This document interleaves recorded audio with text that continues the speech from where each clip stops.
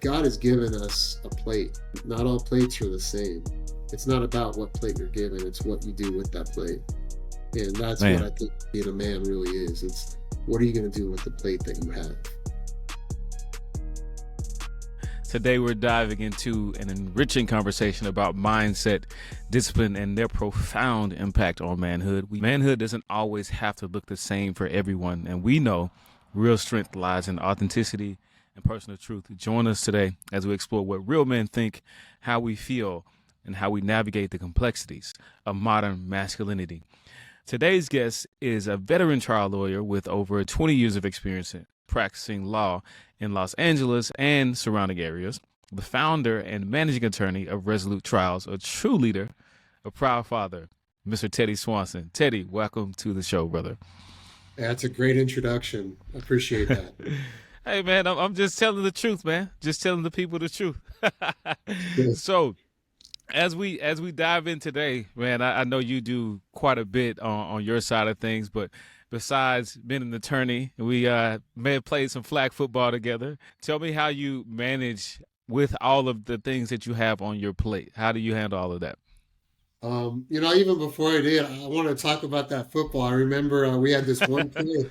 It was a Mm. deep fade, and then we kind of cut it short and came back. It was probably threw it to you, and you like just read it perfectly. It's probably one of the best throws that I've ever had as a quarterback. So I I remember remember that. exactly which one you're talking about because I remember Yeah, coming back. I was like, Teddy, that was a crazy throw. it's a great time. Yeah. Um, yeah, man. In answer to your question, yeah, I got a lot on my plate. I mean, it's not just that. I've gone through a lot of similar, um, similar but different kind of Hmm. experiences you've gone through, and it's really shaped who I've been. I mean, I'm sure we'll talk about it, but Yep. it's just so much on your plate, and it kind of it forces you into a position to have to figure out who you want to be in life, and Yep. to really resolve to be that person. Otherwise, you Yep. get passed over. So it's Yeah. really, well, yeah. And talk a little bit about what that means to you, Teddy. Um, I mean, means really, it really does mean defining who I am and Hmm. figure out, as a man, I have to figure that out. Like we don't, I think presently as men, we don't really have a template anymore. It kind For of been sure. smashed, For sure. like, um, I think our forefathers probably had that template because you were raised by men and raised by the community, and everybody was on the same page, but we've lost that somewhere. Mhm. So now it means, where do I get that from? Listening to podcasts or reading the internet, reading books, going to the internet, checking out articles, watching, watching shows on reality shows. I mean, where does that come from? Where do you learn how to be a man? You looking at Yep. friends, looking at other relationships. It's just kind of trying to take it from all different areas and boil it down to the essence of that. And I think that's what I've been trying to do throughout, For especially in sure. the last few years. You and me both, man. Yeah. So, on the back end of that, I have to ask you, what do you find to be the most helpful? Because there's all of these different sources. To your point, like the podcast, the books, talking to other guys, but a lot of us we're not in therapy. A lot of us we're not doing some of those things that you mentioned. So, what do you find to be the most helpful in managing the day to day for you? Me personally, I think a little bit of all of it. I'm pretty open in how I get my Yep. influences and what I draw from. Like I watched. It's almost a shame, scared to admit this, but I watched every season of Blind Date. Not Blind Date. Yeah. Not Blind Date. What's the one? What's the one where they get Love is married? blind. Love is Blind. Yeah, I Yeah. watched every Yeah. season of Love is Blind. And you can get on there and you can see, like, what's not working and what is working. You can draw Yep. from the people that are good influences, and you can really see stuff. They're all younger than me, but that doesn't Right. mean I can't listen. I've listened to podcasts. I've listened to a bunch of different self-help podcasts for men out there. um, I've done a lot of talking with people. I've done a couple Yep. podcasts. There's people like my industry. There's some attorneys that I kind of look up to, that I see, what they're doing. Right. Um, I was in the law enforcement community for a long time. There's some people in the law enforcement community that have some values that I like to kind of emulate. So it's just kind of just looking at what's out there. I mean, Right. everybody's going to have different influences and different roads, but it's choosing what your road is and Right. figuring out what's on that road, what can help you to go where you want to go. It's going to be different for everybody. For sure. Now, what was there anything specifically to make like exploring that level of manhood and trying to identify like who you are that happened in your life that made that important in this moment for you? Oh man, like where do I begin? So the first part of my life was pretty stable, right? I had Yep. two parents, middle class, upper middle class, grew up pretty well, graduated from UCLA and then from Michigan. Right. Never really had to, I worked hard, always worked hard and, played sports. That came pretty naturally to me. So always had a baseline of hard work that I believed in. But, I wouldn't say things were just given to me, but I Right. definitely, didn't have to like forge some of the paths that other people, in this day and age have to, or that my forefathers had to. Right. My mom's side of the family came here from Mexico, so I'm sure they had to forge a pretty difficult path. My dad's came Yep. from Sweden. Either way, I'm sure there was a path when you come to another country, but I don't face any of that. Right. In about 2019, that's when like kind of my series of challenges began. First, I Mhm. separated from my kid's mother, which was tough. And Yep. then about 3 months later, I got the diagnosis that my daughter, she's 16 now, she had a progressive neurological disease called Friedreich's ataxia. Hmm. That basically uh, kind of it's like if you need lubrication to get a car parts going, and once you pull out the oil, the car is eventually going to stop. It's the same thing with my daughter's body. So Hmm. she's losing her ability to walk. She's in a walker now.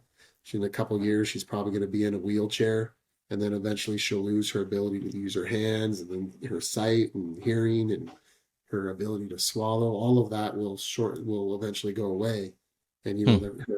her time of when she's going to pass is accelerated. So it'll a lot of people are in their 20s, 30s when they end up passing. So that was tough. That whole entire Yeah. thing was tough, and then going through the divorce at the same time. It wasn't easy. And then Right. about a year and a half later, we had my son diagnosed. He hadn't shown symptoms, but we had him diagnosed, and so he has the same thing. So, Hmm. within the space of about 2.5 years, I learned that both my kids have fatal diseases. I learned that I got divorced from my kid's mom. I was in a relationship after that. That didn't work out, and that was very tough on me. So I had, some pretty serious, and then I quit my job as a district attorney. I Hmm. was there for about 17 years. I was doing really well there. I was in charge of the human trafficking section. I quit that job, went took a job for a year to get some more experience and then opened up my own business. Yep. Which is I love doing that and I love it, but it's challenging. I have no Yep. income. I have to make my own income.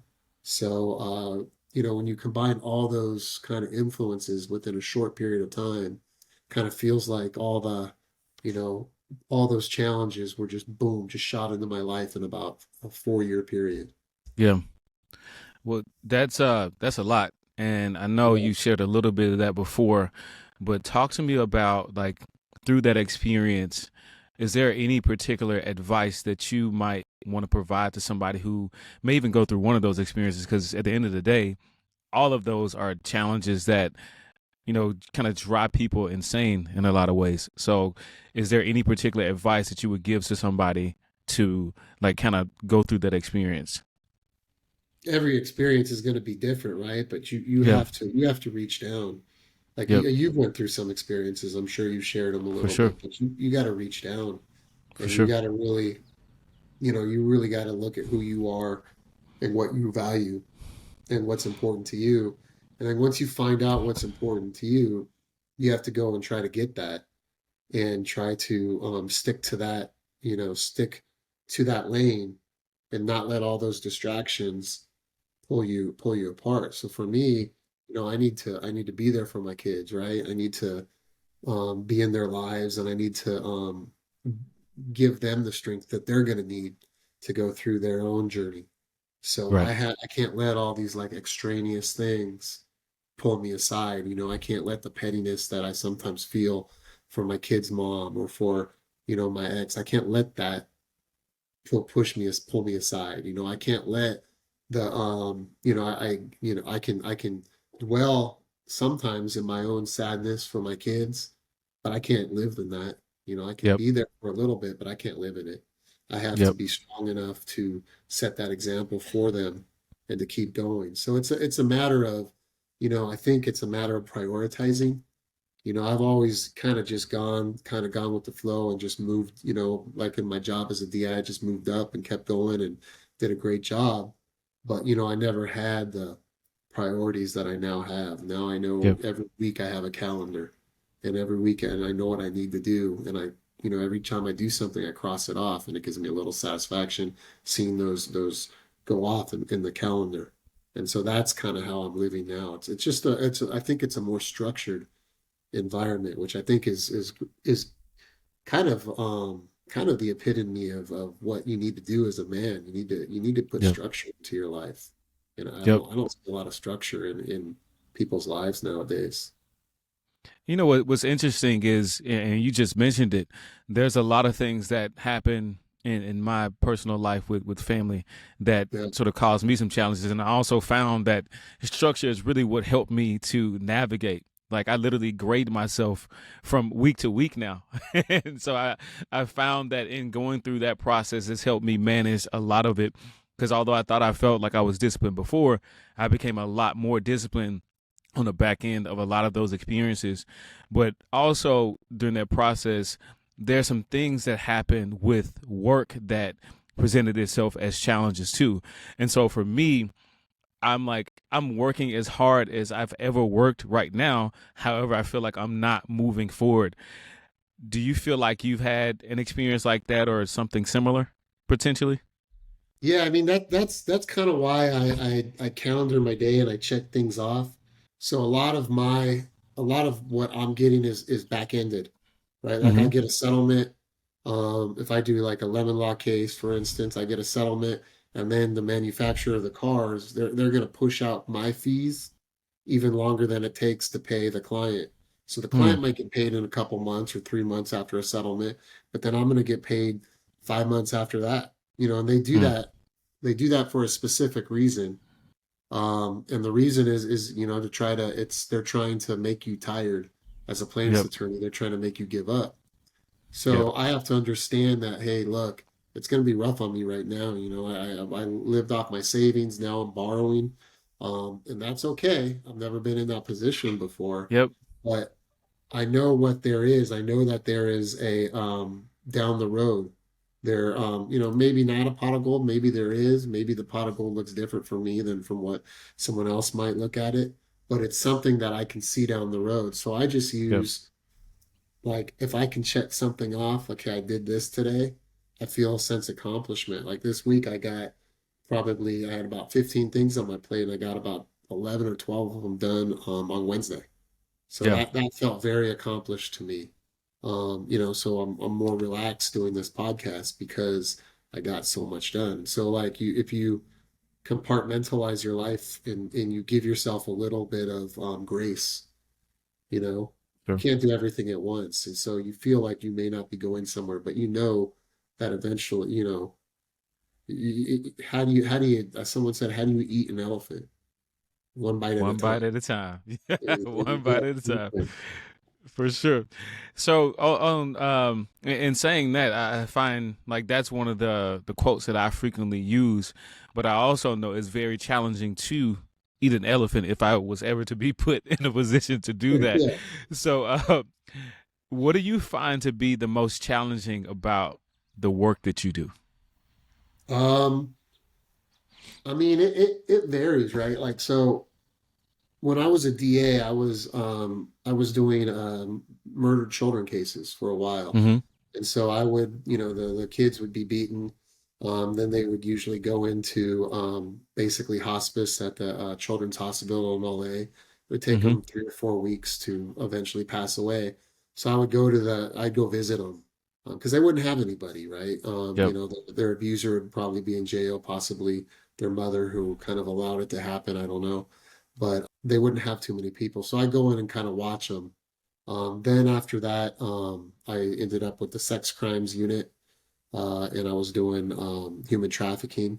So, those are a whole different type of responsibilities and burdens. You're dealing with these victims. Eventually, they become survivors, but you're dealing with these people who have just had horrible things happen to them repeatedly, sexual trauma and abuse. So you get a whole bunch of that. Now, the challenges for me are a little bit different. Now it's dealing with people who have been like the victims of corporate greed a lot of times, and dealing with insurance companies who, Mm-hmm. the bottom of the line is to not pay people who should probably be paid for injuries they've suffered from acts that they haven't had anything to do with. Right. So now it's dealing with them and trying to get the best for my clients, the best resolutions. Um, but it's a burden. I think it affects you on multiple different ways. You see what other people are going through, which actually in some respects helps me a lot, right? Because Yeah.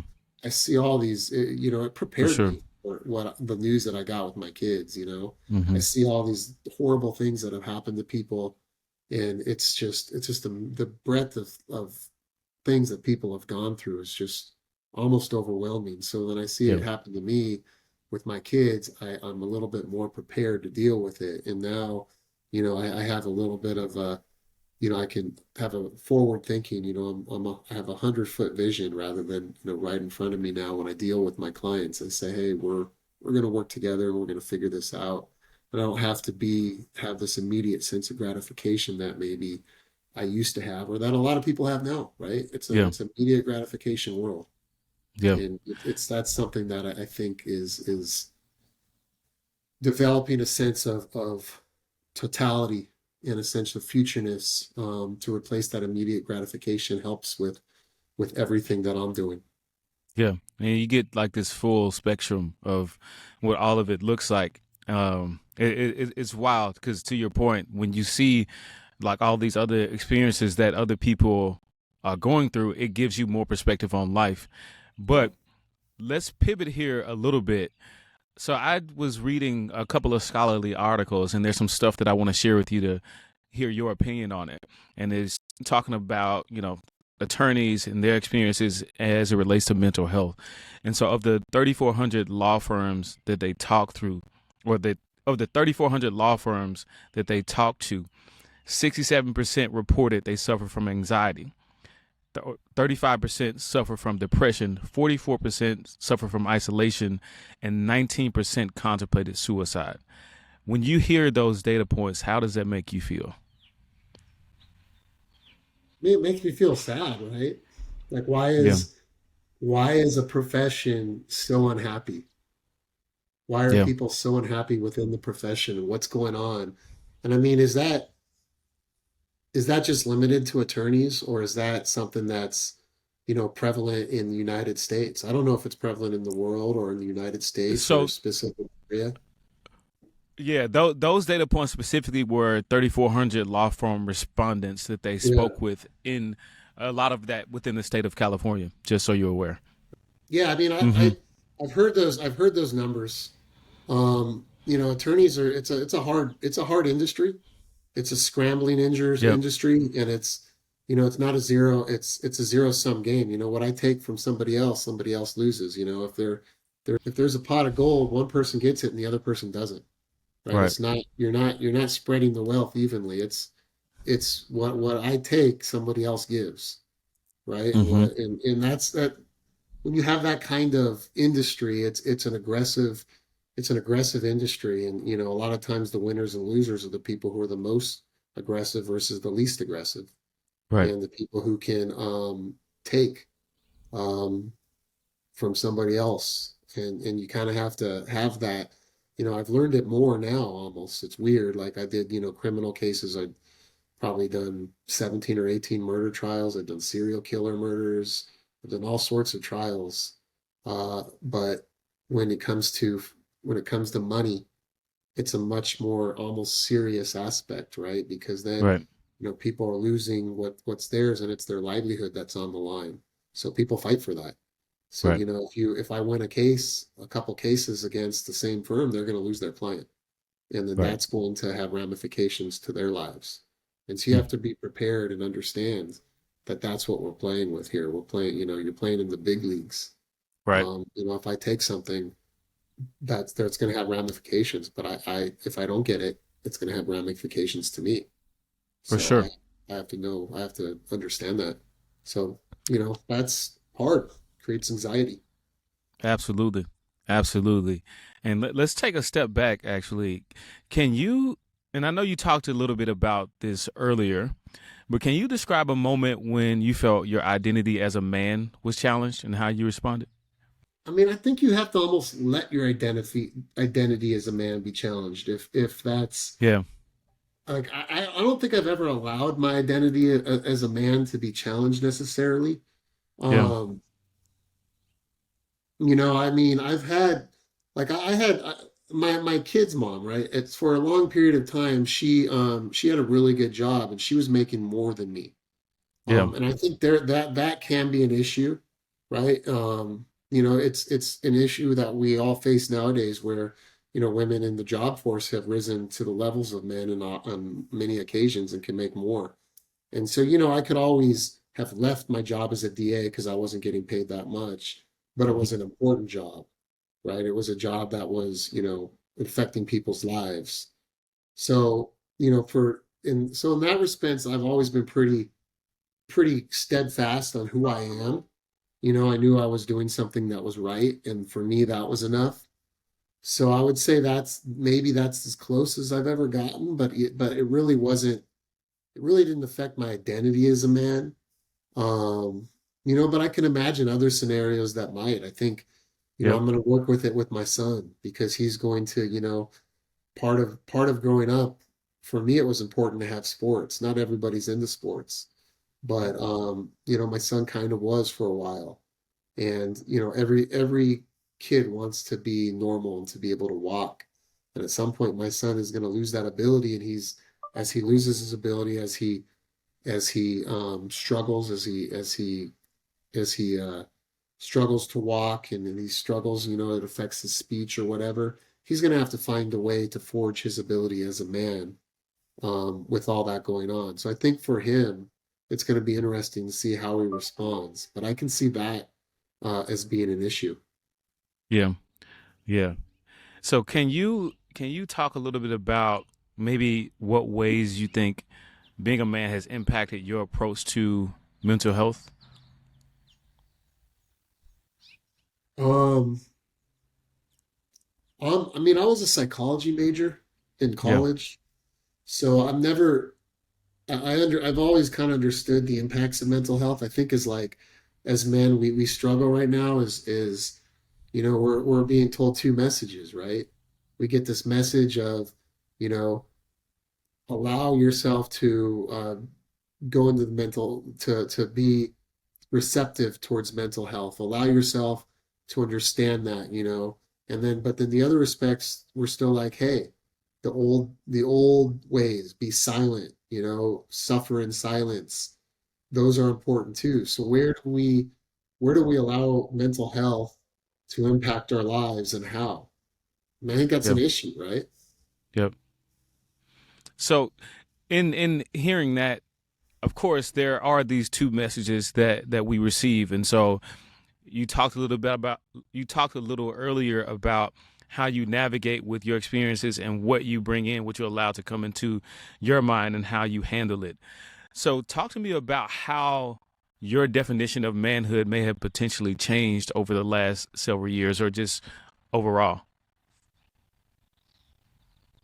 I think my definition of manhood, like in the 30s and 40s, right? We had a definition of manhood. We kind of, we had people that had gone through the Great Depression in the 20s.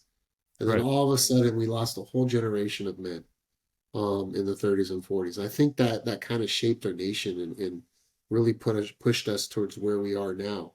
Because all those men that were survived the Great Depression and survived the 1900s and all the crap that the world is was specifically America was going through, all the inequalities and all that stuff. They had survived that and they were flourishing, and then all of a sudden they're all wiped out, Yep. and then that I think was what kind of propelled us to where we are now. So I look to back to that, to what being a man was. Being a man, I think a little bit is supposed to be, protective. Well, we have Yep. definitions of masculinity and femininity, and right, masculinity is being feminized, and femininity is being masculinized. Hmm. And I think that's a problem that we're seeing right now, because we're struggling to understand our roles, and we should have gender roles. Yep. That's what that we're different. We're different. I'm a man. I'm supposed to be protective. I go out, if I was in battle, I would go out and I would fight, and then I would come back, and my partner, my wife, would nurture me, because women Right. are supposed to be nurturing. And we've somehow switched those roles a little bit. I think it's important for men. It's important to have some vulnerability and to understand that, but you have to also understand your role, I think. And for me, it's that protective role. Like, you don't have to make more than you're necessarily your wife, because Yep. that's not happening like that anymore. But you have to still be that leader of the family. You still have to be that rock. Hmm. And if we lose that, then I think that we've lost a lot of our manhood, and our that would be so that'd be my definition.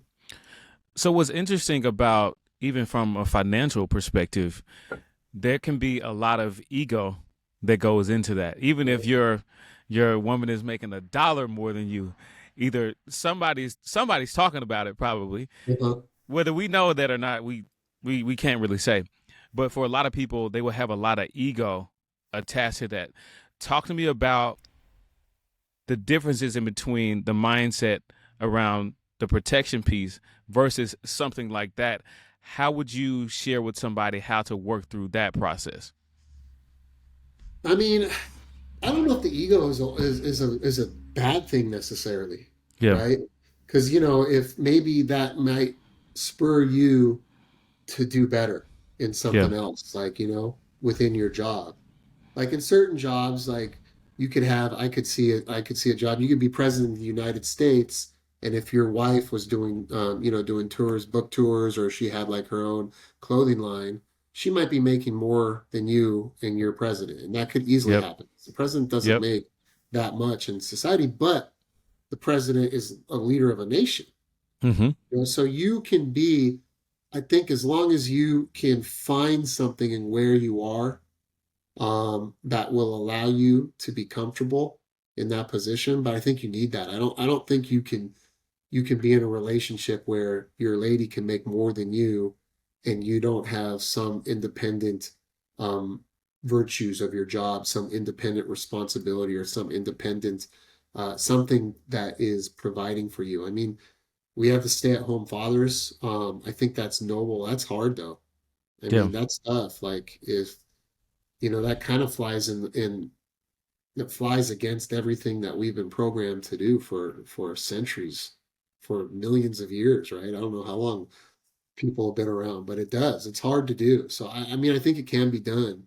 You just have to have the right understanding, and you're gonna have to talk about that with your Yep. partner, and really, and both of you are gonna have to understand what that means. I don't think it's something you can enter into lightly. Yeah, for sure. So I will segue here just a tad, just based on the the statement you just made. If you had any other career, what would it be? I mean, obviously playing football, right? Yeah. Yeah, yeah, like if I could have done that, yeah, for sure. But one thing I always think, have you ever thought like, man, like I know it's like a weird feeling, but have you ever thought like, man, what if there's like a war? How would I do? Oh yeah. all the time, actually. Yeah, All the time, because I know me. And I know I'd be at the. I mean, you know how I talk when yeah. I play football. I'm talking to everybody, so I'd be doing the same thing out there. Like I remember I spent there was a good period of time where like, you kind of feel sorry for yourself and stuff and you want your legacy to be a certain way. I always kind of think maybe it would have been easier if I just went to war and I died like a war hero and then that was my legacy and everyone could see that. I don't have to keep struggling with where I am now. Yeah. I mean, is that like a thought that other people have? I always wonder. Hey man, I'm always going to war. I'm always ready Yeah. to go to war. I go. You know, the funny thing is, I say I go to war with myself every day, and I think we Yeah. all do. We Yeah. all go to war with ourselves every day. That's to me why discipline is important in itself. So Right. even this morning, I woke up and I'm like, man, because I do like a 10-mile bike ride in the mornings. And so I'm like, I do not want to get on this bike, go up this hill. I don't want to do any of that. But I know the importance of actually completing those actions every single day for the larger plan that I have. Yeah. But if I had to go to war, like I'm telling you, I'd be ready to go to war, and I would want to come out on the other side of it and really talk about that experience. And maybe Yeah. that's the ego speaking, but I definitely feel like I would do all right. How do you feel like Yeah. you would do? I mean, I think I'd be good too. I know I'd look out for other people. I'm not Yeah, gonna be one of those people that's not gonna be that's not out on the front lines that's letting other people do it. yeah, But I think that attitude though is kind of that attitude that men should have. We yeah, don't have any really real wars. We have like, some stuff going on. There's a stuff in Israel that we're not involved in, but in Ukraine too. But there's nothing, no conflicts that have really enveloped us as a nation. mm-hmm. Um, and that's kind of that's manhood's, it's our virtue, but it's also our yoke, it's our burden. Because we Yeah, go in there and then we kill ourselves. What's the point of that? yep, It's we got to find a way where we can have those battles, like you said, within ourselves to make ourselves better, not to harm ourselves, not to make ourselves feel bad, because we have to yep, give ourselves grace, and understand where we are. But we have to fight those internal battles to make ourselves better. You're the 10-mile bike ride. I'm the cold plunge. yeah, Like, I hate that, man. But I yeah, take the yeah. cold plunge, but It's I tough. hate it. Listen, I do the cold plunges too. I haven't done one in a while, but the cold plunges I do, like when I do it, I'll do 6 minutes, and I'm Uh-huh. like, it's cold, but it's 6 minutes of hell though. Yeah, it's awful. Yeah. On a scale of one, do you know David Goggins, by the way? Yeah, I've heard of Uh, him. Remind me of okay. him. Okay, so David Goggins is like a former Navy SEAL.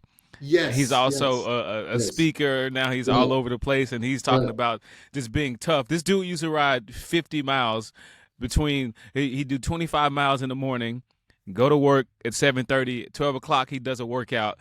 Then he finishes work and does 25 miles back home. right. So I'm not there yet. I feel like I could be there, but I'm not there yet. So my question though for you is on a scale of 1 to David Goggins. Where exactly are you on that scale? Well, like physically, I'm probably, according to him, I mean, on his comparison, I'm a one physically, but Yeah, yeah, mentally, and I think what I'm doing, I'm probably, close to a 10 because yeah, what I'm doing now is, I basically I was making a lot of money in my last job, even after DA, and I just said no more, and I threw it all. I got rid of all of it, and so now, I might not be riding 50 miles or running 50 miles, but I'm definitely doing 50 miles worth of work. yeah, I'm yep, working nonstop, and I'm okay with that. I like it. yep. My friend did that. He's David Richmond. He has a book called Cycle of Lives. For his 60th birthday, he ran 60 miles, rode his bike 60 miles, and then I don't know, swam 60 meters or something like that. That's crazy Wow. doing that at 60. I like it. I like it. That you know what that has now become. a dream of mine to do. Because I don't know if you know, but I did a bike ride from San Yeah, Francisco to LA last yeah, I year. saw So that. Yeah, if I can do that at 60, I think I'm doing all right. yeah, I think so. So I close with this. What do you love about being a man? Um, I mean, I like the ability to do my own, to lead my own life Yeah. and to be strong for my kids. They're going to need, especially my son, he's going to need a male in his life. And he's going to need somebody to teach him, how to overcome Mm-hmm. mentally. Because unless there's a cure, which I'm hoping, praying for a cure, unless there's a cure, he's not going to overcome it physically. You can't beat it, but Yeah. he's going to have to overcome it mentally. And for the Yep. time that he is around, he's going to have to learn how to beat that and how to mentally conquer it and have draw happiness from his life and draw satisfaction even while dealing with almost impossible to fathom problems. Every day everything gets a little bit worse. Yep. So what he can do today is not what he's going to be able to do in a year, and it's just going to get worse and worse. And he's going to have to be able to somehow reach deep down and rely on something. It's going to be it's way more than running 50 miles Yep. or bike riding that. It's almost beyond incomprehensibility. My daughter too, but Yep. for my son, he's going to need a man to rely on. And luckily, I think that I've been pre-prepared from my job, from learning about his condition before he actually feels it, from my divorce, all that. I've been pre-prepared to be strong and to do that. It's a weird, like it's kind of like that going to war thing, right? Mhm. But in a sense, I'm kind of looking forward to seeing how I respond to that and how strong I am and how strong he is and to see how he learns from it. So it's God has given us a plate, right? And not all plates are the same, Yep. right? And that's just, it's not God, saying I like this person better or I like that person better. I am a little bit religious, but it's giving us it's a test to see how much we do with what the plate we have. It's Mm-hmm. not it's not about what plate you're given, it's what you do with that plate. And that's what I Man. think being manhood really is. It's being a man really is. It's what are you going to do with the plate that you have?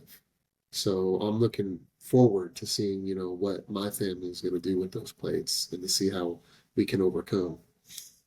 Very, very powerful response to that question, my friend. Very powerful response. But before we get out of here, how can people find you? What are you working on? Why don't you close with that? So in terms of work, www.resolutetrials.com or T Swanson at Resolute Trials. I do personal injury cases. I am really getting into the sex trafficking cases, so I'm going against hotels and third parties that support and profit from sex trafficking. I also do lemon laws, so if your car is under warranty, you've had a couple of repairs. I've done a ton of lemon law trials. I know that area really well. Come find me and I'll handle that case. I do business litigation. Very effective. I've had over, like you said, over 120 trials. So Yep. you can find me on there. And then two charities I want to throw a shout out to is the first one is Saving Innocence. I think it just Google Saving Innocence. It's a rescue organization that turns victims into survivors. I'm on the board there.